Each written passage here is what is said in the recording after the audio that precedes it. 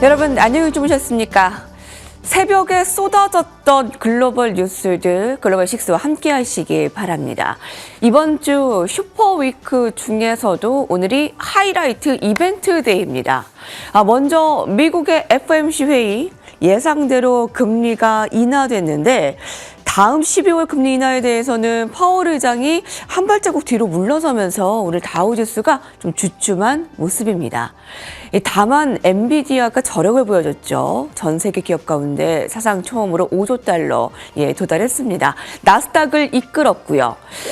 미국과 한국의 만남, 트럼프 대통령과 이재명 대통령의 만남이 호의적이었다라는 평가인데 하나씩 뜯어볼 필요가 있어 보이고요.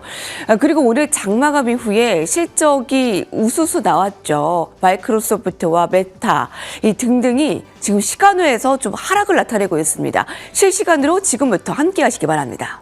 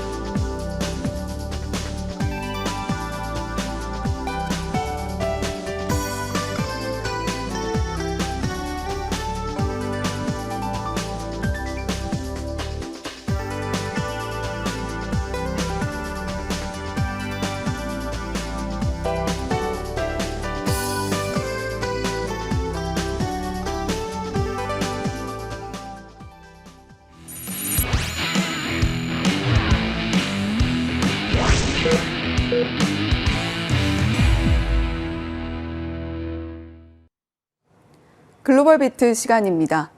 간밤 뉴욕 증시 파월 의장의 입을 다시 한번 주목했습니다. 물론 계속해서 트럼프 대통령은 바쁜 나날을 보내면서 아시아 국가들의 대표들을 만나고 있고 이 과정을 통해서 여러 기업들이 자극을 받아가고 있습니다만 본격적인 실적 장세 그리고 그를 더더욱 가열차게 불을 붙여줄 수 있을 것인가로 기대가 모아졌던 10월의 FOMC였습니다. 그런데 시장이 원했던 모든 것을 주었으나 앞으로의 금리 경로에 대해서는 상당히 또 생각보다 매파적인 발언을 내놓으면서 시장이 출렁임을 보여줬는데요. 이번 FOMC 어떤 이야기들이 나왔는지 그리고 실적은 어떻게 발표가 됐는지 이 시간을 통해서 함께 점검해 보시면 좋을 것 같습니다. 네, 오늘의 중요성을 정말 여러 차례 강조를 해도 모자란 것 같습니다. 빅테크 세 가운데의 실적 그리고 FOMC 회의 결과까지 당분간 증시 방향을 결정하게 될 중요한 시험대다 이런 평가들이 있었는데요. 자세한 시장 상황을 앞서 보기에 앞서서 일단 오늘 나온 FOMC 회의의 결과부터 확인해 보시죠. 자, 시장이 예상했던 대로 결론은 나왔습니다. 기준금리의 경우에는 기존의 4에서 4.25% 사이에서 이제는 새롭게 3.75에서 4%로 25bp 인하가 됐습니다. 가장 중요했던 QT 종료 여부 12월 1일부로 양적 긴축을 종료하겠다. 3년 만에 처음 있는 일이죠. 드디어 발표가 나왔습니다. 이번 금리 인하를 두고서 연준 내부에서는 목소리들이 예상했던 대로 상당히 많이 갈렸던 것으로 나타났습니다. 먼저 스티븐 미란의 경우에는 50bp 조금 더 강력한 금리 인하를 주장했고요. 슈미드 총재의 경우에는 금리 동결을 주장하기도 했습니다. 그러니까 연준 위원에 따라서 인플레이션에 조금 더 포커스를 두느냐 아니면 노동시장의 하방 리스크에 조금 더 포커스를 두느냐에 따라서 이견이 나뉠 수밖에 없다라는 언급이 추후 파월 의장의 기자회견을 통해서 설명이 나오기도 했습니다. 어찌됐든 오늘 FOMC를 통해서 연준의 정책 전환이 본격화됐다라고는 결론을 내릴 수가 있겠죠. QT가 종료됐기 때문입니다. 그렇다면 파월 의장의 기자회견 내용도 들여다보겠습니다. 정부 셧다운으로 인해서 지금 경제 데이터가 매우 제한적이잖아요. 그런 만큼 이 파월 의장이 경기를 어떻게 진단하고 있는가 조금 엿볼 수 있다는 측면에서 이번 기자회견의 중요성은 그 어느 때보다도 높았습니다. 일단 영상을 통해서 어떤 발언이 있었는지 보고 오시죠. Today, the Federal Open Market Committee decided to lower our policy interest rate by a 1/4 percentage point. We also decided to conclude the reduction of our aggregate securities holdings as of December 1. The shutdown of the federal government will weigh on economic activity while it persists, but these effects should reverse after the shutdown ends. In the labor market, the unemployment rate remained relatively low through August.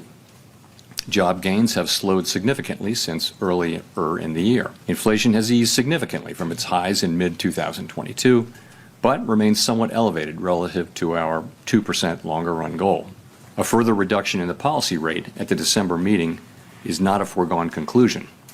Far from it. Policy is not on a preset course. 네, 중요했던 질문들 묶어서 확인해 보도록 하겠습니다. 기자회견이 1시간 조금 넘게 진행이 됐는데 중복되는 질문들이 좀 많았거든요. 그래서 중첩되는 내용들을 다 모아서 정리를 해보겠습니다. 첫 번째로 연준의 비공식 대변이라고 불리는 월스트리트저널의 닉 티밀하우스 기자의 질문입니다. 시장은 이미 12월 금리 인하를 기정사실화하고 있다. 이 부분을 조금 불편하게 느끼지는 않으십니까? 라는 질문이었죠. 파월 의장은 12월 추가 인하는 기정사실이 아니다. 시장이 이 점을 받아들여야 한다라는 메시지를 강경하게 내비쳤고요. 추가 질문으로 이런 얘기가 있었는데 리스크 관리 차원의 인하다라고 지난달에 언급을 했는데 어느 정도 금리를 내리면 이 정도면 충분히 우리가 보험을 들었구나라고 판단을 하겠습니까? 라는 질문. 그랬더니 두 목표, 즉 물가와 고용의 위험이 균형을 잃은다면 정책금리 역시 중립에 있어야 한다라고 얘기를 했습니다. 사실 지난번 FOMC 때까지만 하더라도 노동시장의 하방 리스크가 훨씬 더 증대됐다. 그러면서 인플레이션보다 이쪽에 더 포커스를 맞춰야 되기 때문에 금리 인하로 방향을 틀었다라고 언급을 했었잖아요. 그런데 이번 FOMC에서는 인플레이션의 상방 리스크 역시도 상당히 경계하고 있다라는 어조를 적지 않게 내비쳤습니다. 따라서 매파적으로 해석될 여지가 있었고요. 인플레이션 상방 리스크가 열려있는 한편 고용시장의 하방 리스크도 열려있기에 일단 멈추고 기다려야 된다라는 발언이 있었습니다. 이 멈춘다라는 얘기가 12월에 추가 인하가 없을 수도 있다라는 그 가능성을 시사하는 것이다 보니까 이 질문들에 대한 답변이 나오면서 3대 지수는 하락으로 전환이 됐습니다. 두 번째 질문 보시죠. 노동시장이 만약에 안정화된다면, 네, 다음 장으로 넘겨서 두 번째 질문입니다. 노동시장이 안정화된다면 금리 인하 폭을 줄일 계획이 있습니까? 노동 데이터가 개선된다면 우리의 향후 정책 경로에 분명히 영향을 줄 것이다. 다만 아직까지는 신규 수렵시장 청구 건수나 이 구인 건수가 크게 변하지 않고 있다. 따라서 점진적인 냉각이 지속되고 있다라는 판단은 들려왔습니다. 궁금했던 한 가지 부분은 셧다운으로 인해서 지금 경제 데이터를 못 받아들고 있는 가운데서 이런 통화 정책에 어떤 영향을 줄 것인가 하는 부분이었잖아요. 파월 의장은 만약에 셧다운이 장기화된다면 세부 데이터 확보가 어렵기 때문에 정책 판단에 있어서 신중해져야 한다. 안개 속을 운전할 때는 속도를 줄인다라고 얘기를 했습니다. 이 속도를 줄인다라는 워딩 역시도 금리를 추가로 내리지 않고 일단 멈춰서서 기다린다라는 이 가능성을 시사하는 것이기 때문에 매파적으로 해석될 여지가 있는 대목이었습니다. 기자회견 전반에 걸쳐서 지금 이것과 비슷한 질문이 한 3차례 정도 오고 가고 했거든요. 분명한 결론은 연준이 추가 인하에 있어서 매우 신중하다라는 부분이 있었습니다. 다음으로 이 내용까지 확인을 해보도록 하겠습니다. 또 하나의 관심사가 연준이 과연 지금 증시의 버블 가능성에 주목을 하고 신경을 쓰고 있을까 하는 부분이었잖아요. 관련해서 나왔던 첫 번째 번째 질문이 최근 경제 성장은 AI 투자가 주도하고 있다. 만약에 나중에 AI 투자가 급격하게 둔화된다면 경제 전반에 쇼크가 오지는 않겠습니까? 특히나 1990년대 이 버블, 인터넷 버블과 이 상황을 비교한다면 어떻겠는가라는 질문이 있었는데요.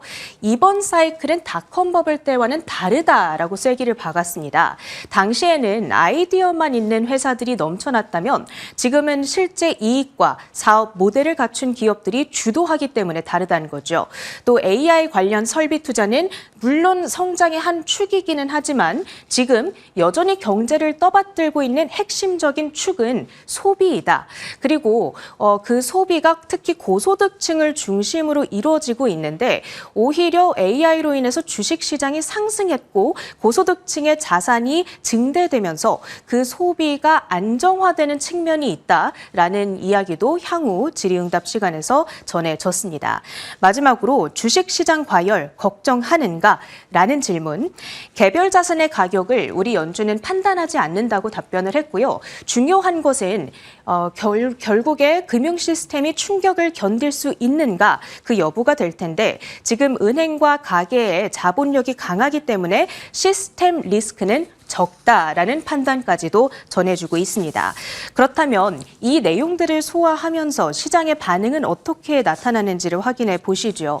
자, CME 패드워치 툴에 반영되어 있는 향후 금리 인하 전망부터 먼저 확인을 해보도록 하겠습니다. 12월에 3.75에서 4%가 이제 바뀐 현재 금리가 되겠고요. 지금 이 금리가 동결될 가능성이 65%대로 반영되고 있는 모습을 확인하실 수가 있습니다. 전날까지만 하더라도 12월에 금리 동결 가능성은 9%대로 매우 적었는데요. 지금 급격하게 치솟은 모습이고요. 그런가 하면 12월에 25bp 인하에 대한 베팅은 전날까지는 90%로 거의 기정사실화되고 있었는데 현재는 0% 수준으로 급하게 축소가 된 모습입니다. 오히려 12월에 연준이 어쩌면 다시금 금리를 인상할 수도 모르겠다라는 25bp 인상 가능성이 전날 0%였는데 오늘 FOMC 이후에 34%대까지 치솟은 모습을 확인하실 수가 있습니다. 확실히 시장은 오늘의 FOMC를 매파적으로 받아들였구나라고 해석할 수 있는 대목이 되겠고요. 그러다 보니까 국채금리는 FOMC 내용을 소화하면서 상승으로 전환이 됐습니다. 10년물 금리의 경우에는 어제까지 3%대 후반에서 움직이고 있었는데 오늘 4.05%대까지 상승을 했고요. 30년물 금리 역시도 5bp가량 급등한 모습을 확인하실 수가 있습니다.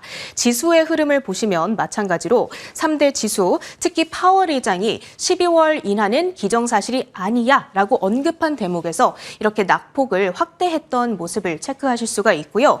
그래도 나스닥 지수는 엔비디아와 반도체주들의 선방해준 덕분에 그나마 오늘 상승권을 지켜내면서 마감이 됐습니다. 0.55%대의 플러스권. 오늘 매파적인 해석이 나오다 보니까 이 금리 인하에 가장 강한 수혜주들, 반대로 얘기하면 고금리의 피해주들이라고 볼 수 있는 중소형주들이 굉장히 부진한 흐름을 상대적으로 보였습니다. 러셀 2000 지수는 0.9%대까지 낙폭을 확대하면서 마감을 지었던 간밤이었습니다. 이렇게 FOMC에 대한 내용을 전부 다 정리를 해봤고요. 그렇다면 오늘 마감 후에 가장 빅 이벤트들, FOMC만큼이나 중요했던 것이 바로 빅테크주들의 실적 결과가 되겠습니다. 그간 이 빅테크 기업들은 미국 시장의 상승장을 견인해왔습니다. 오늘은 마이크로소프트, 메타, 그리고 알파벳의 실적이 발표가 됐고요. 이 세 가지를 아우르는 공통적인 관전 포인트는 그동안 이들이 AI에 쏟아부었던 막대한 자금을 통해서 어느 정도 수익화를 이루고 있는가 하는 대목입니다. 그리고 앞으로 AI의 자본 지출에 대한 계획이 어느 정도 규모인가라는 부분도 궁금하죠. 일단 수익화가 이루어져야지만 이들의 높은 밸류에이션이 정당화되는 측면이 있고요. 그리고 자본 지출 동향의 경우에는 엔비디아를 비롯한 여러 AI 인프라 생태계의 향후 향방을 좌우할 수 있는 대목이라고 볼 수 있겠습니다. 하겠습니다. 이런 부분들을 포인트로 삼아서 마이크로소프트의 실적 결과를 먼저 확인해 보시죠. 일단 매출액이 777억 달러, 전년 동기 대비 18% 성장을 했습니다. 그리고 시장에서 예상했던 것보다도 안정적인 수준으로 비트가 나와줬고요. EPS의 경우에도 4.13달러, 어닝 서프라이즈를 기록했음을 확인하고 있습니다. 인텔리전트 클라우드 부문의 매출이 309억 달러를 기록했고요. 그런가 하면 상업용 클라우드의 수익은 491억 달러로 이 부문별로 보더라도 전부 다 시장의 예상치를 웃도는 실적을 공개한 모습을 확인할 수 있습니다. 시장에서도 대략 30% 정도의 클라우드 성장률을 예상했었는데 그 기대에 어느 정도는 부합하는 결과였다라고도 볼 수가 있겠고요.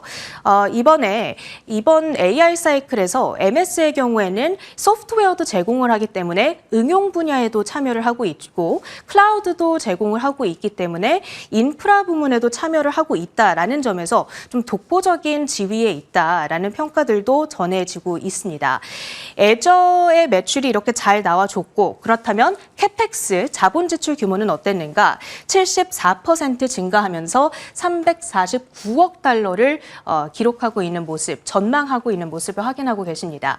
자, 그렇다면 마이크로소프트의 실적을 이렇게 들여다봤고요. 시간의 주가 흐름을 확인해보기 앞서서 일단 메타의 실적을 먼저 체크를 해보도록 하겠습니다. 메타의 경우에는 여전히 핵심적인 수익은 광고를 통해서 내고 있는 회사입니다. 따라서 광고의 성장세를 보면은 AI를 접목시킴으로써 얼마나 효율적으로 실적이 개선되고 있는가 이 부분을 우리가 알 수가 있는 거고요. AI를 통해서 맞춤형 타겟팅 광고가 얼마나 최적화되고 있는지 보는 것도 이 실적을 봄에 있어서 중요한 관전 포인트가 되겠습니다. 일단 매출액이 26% 성장 512억 달러 비트고요. EPS 역시도 7.25달러로 예상치 6.69달러를 매우 안정적으로 뛰어넘는 좋은 성과를 발표했습니다. 그리고 리얼리티 랩 부문의 발표치가 4.7억 달러로 발표된 모습이고요. 4분기의 매출 전망치 밴드를 보시면 최대 590억 달러, 그러니까 이번 분기보다 더 높은 수준의 매출을 다음 분기로 예상을 하고 있는 모습입니다. 그렇다면 자본 지출의 전망은 어떻겠는가? 사실 앞서서 제시했던 전망치가 660에서 720억 달러 밴드 사이인데 이번에 밴드 하단을 상향 조정한 모습을 확인하실 수 있네요. 700억 달러에서 720억 달러 수준으로 지금 예상을 하고 있습니다. 이렇게 MS와 메타 모두 양호한 실적을 발표한 모습이고요. 그렇다면 애프터마켓에서의 주가 흐름은 어떤가? 이렇게 양호한 실적에도 불구하고 주가는 오히려 하락세로 반응을 하고 있습니다. 세론으로 작용을 하는 걸까요? 밸류에이션 부담이 있다라고 설명을 해볼 수도 있을 것 같고 그리고 자본 지출 규모가 생각보다 높게 발표된 부분이 다른 AI 인프라 업체들에게는 물론 호재로 작용을 하겠지만 마이크로소프트와 메타 입장에서는 분명한 비용 부담이기 때문에 일단은 하락으로 반응을 하고 있다. 해석을 해볼 수가 있겠죠. MS 3%대, 메타는 6%대의 반대로 역시나 함께 실적을 공개한 알파벳이 5%대의 급등으로 진행이 되고 있습니다. 알파벳의 실적 결과는 잠시 후 혜은 앵커가 정리를 해드릴 예정이고요. 그렇다면 오늘 정규장에서의 종목 이슈들 조금 더 들여다보겠습니다.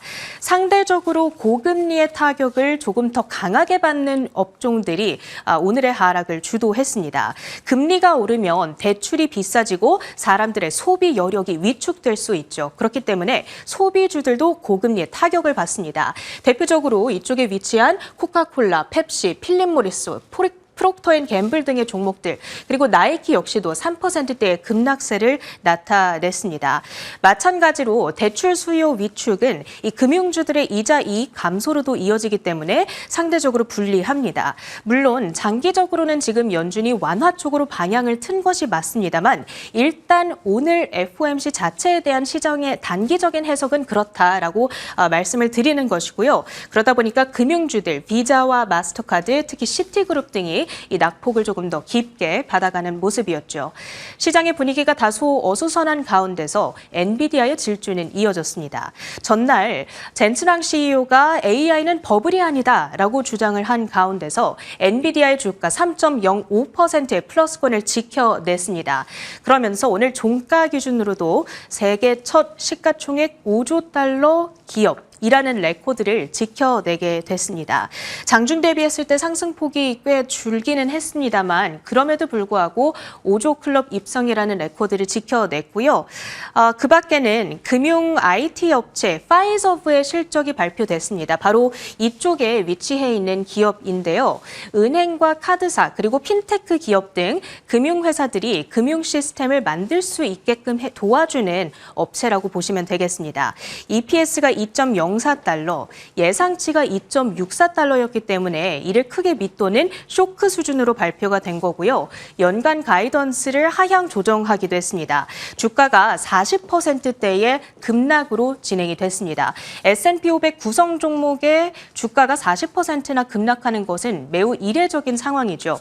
이 사건으로 인해서 사실 FOMC 이전부터도 시장의 상방이 어느 정도 제한되는 영향은 있었습니다. 이렇게 시장 상황까지 확인해 봤고요. 조금 더 자세한 외신 헤드라인들 이어가겠습니다. 네, 이번 주 문을 열면서 체린 앵커가 이번 주는 슈퍼위크라는 말로는 부족하다, 메가위크다 이렇게 또 설명을 해주었는데 그중에서도 하이라이트는 바로 오늘이 아니었나 싶습니다. 앞서서 체린 앵커가 FOMC의 주요 내용들, 파월 의장의 기자회견, 성명서의 변화가 있었는가 여부 하나하나 꼼꼼하게 체크를 해줬는데요.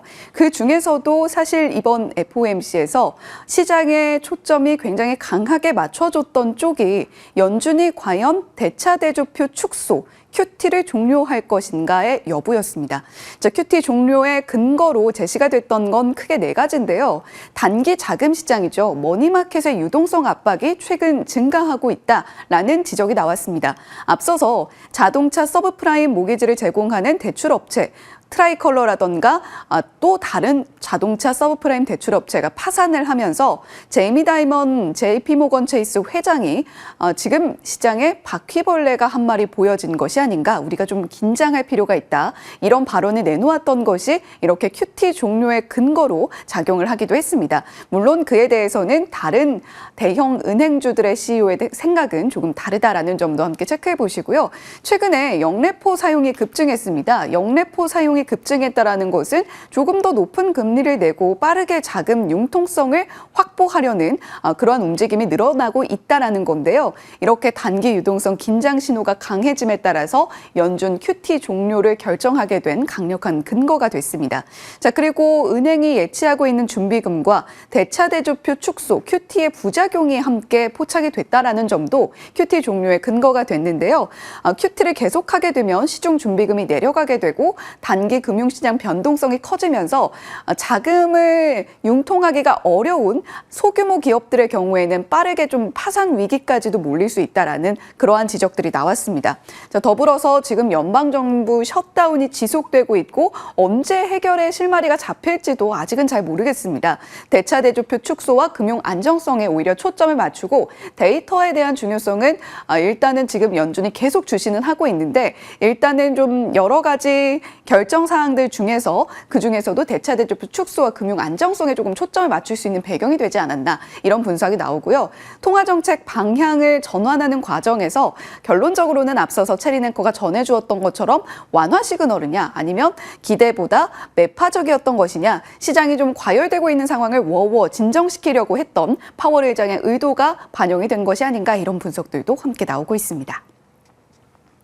자, QT 종료가 왜 FOMC의 관전 포인트였는지, 결론적으로 시장에 기대하고 있는 것은 세 가지 포인트입니다. 시장 유동성, 준비금을 개선하려는 게 첫 번째 목적이겠고요. 만기가 돌아오는 국채와 MBS를 재투자하게 된다면 시중에 도는 준비금이 늘어나게 됩니다. 단기 유동성이 빠르게 개선될 수 있겠다라는 기대감이 있었던 거고요.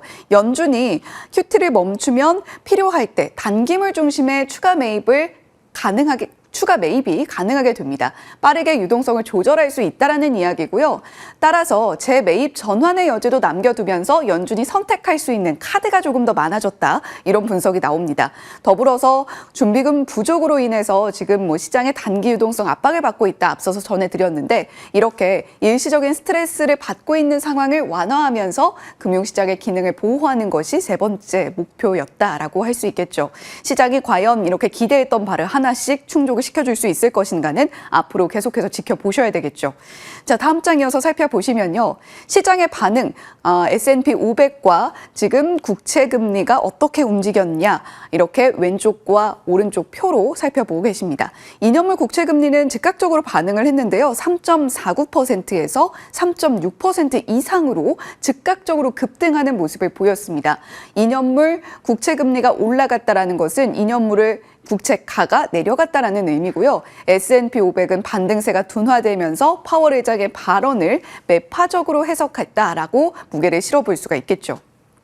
자, 다음 장 이어서 보시면 시장의 리스크는 결국에 앞으로 유동성이 좀 완화된 상황 속에서는 편중 위험을 해야 된다라는 지적이 지속적으로 나오고 있습니다. 네드 데이비스 리서치의 자료인데요.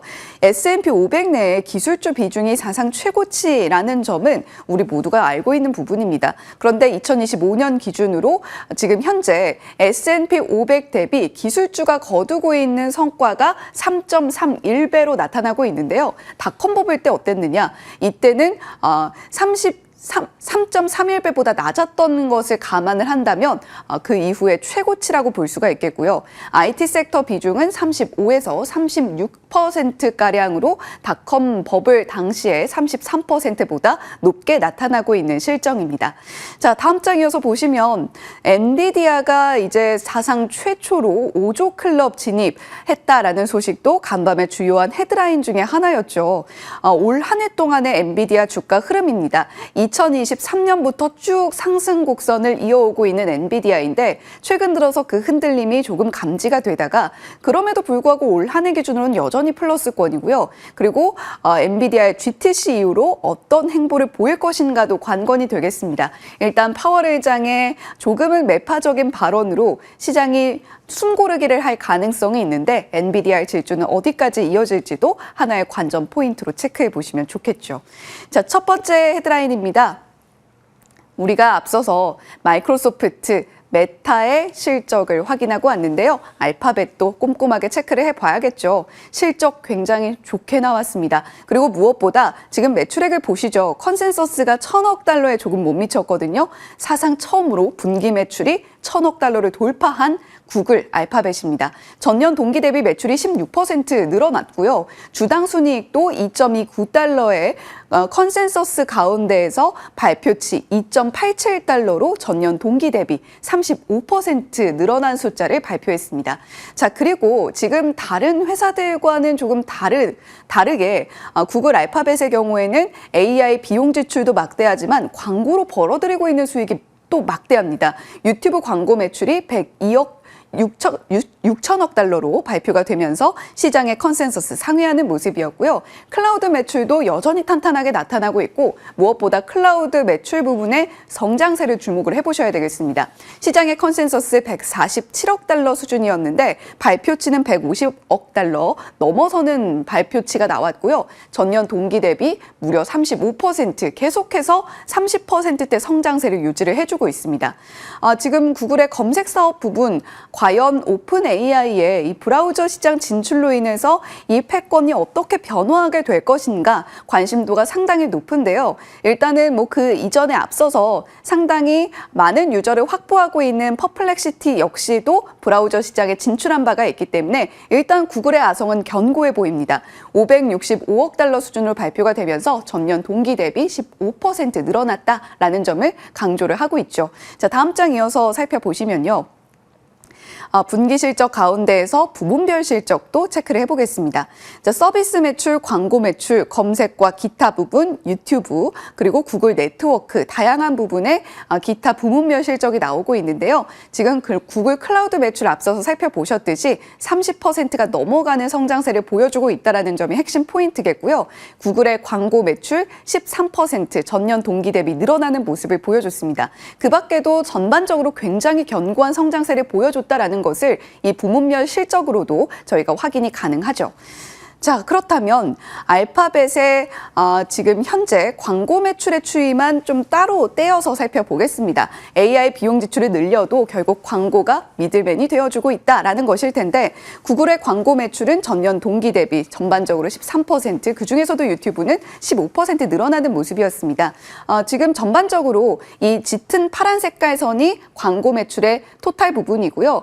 초록 색깔 부분도 우상향, 그리고 이익도 우상향 곡선을 그리고 있음을 알 수가 있습니다. 구독과 플랫폼, 디바이스 매출이 늘어나고 있다는 것은 이 부분이 결국에 광고 매출로도 또 한 번 연결이 될 수 있다는 점일 텐데요. YOY 기준으로 21% 늘어나는 모습을 보여줬고요. 그리고 무엇보다 가장 시장이 주목했던 부분, 설비 투자 비용이 어떻게 나타날 것인가 였습니다. 일단 이번 분기에는 240억 달러 조금 못 미치는 설비 투자 비용을 발표를 했고요. 전년 동기 대비 기준으로는 많이 늘어났죠. 83% 상승하는 모습을 보여줬는데 가이던스 2025 회계연도 설비 투자 전반적으로 상향 조정했습니다. 910달러에서 930억 달러로 제시를 했고요.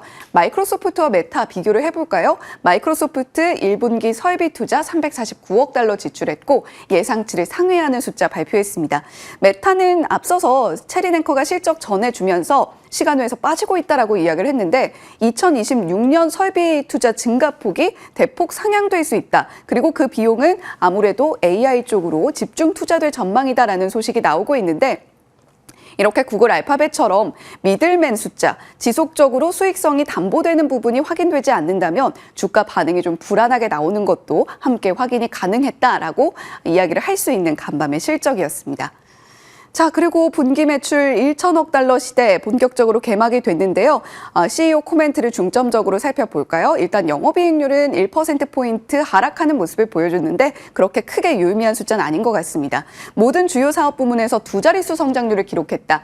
핵심은 풀스택 AI 접근법이고 제미나이의 상당한 월간 활성 이용자 수를 확보하고 있다는 부분을 강조했습니다. 제미나이 앱은 월간 활성 이용자 수 6억 5천만 명을 돌파하고 있다는 부분도 확인을 시켜줬으니까요. 이 부분도 함께 체크해 보시면 좋을 것 같습니다. 자, 시간외 흐름도 함께 들여다볼까요? 지금 구글 알파벳 5.32% 강세 흐름, 메타는 8% 넘게 하락하고 있습니다. 아마존은 1% 가까운 낙폭 그리고 있고요. 아마존은 아직 실적을 내놓지는 않았습니다만 아무래도 수익성에 대해서 조금 불안한 모습을 보여줬던 최근, 그리고 AI 관련해서 좀 지지부진했던 흐름 때문에 조금 불안감으로 하락하고 있는 모습입니다. 마이크로소프트도 2.6% 낙폭 그리고 있는데요. 어닝콜 등 자세한 내용들 저희 월가워즈에 업로드가 되고 있는 뉴스프레소에서 또 한 번 전해드릴 수 있도록 하겠습니다. 글로벌 비트 전해드렸습니다.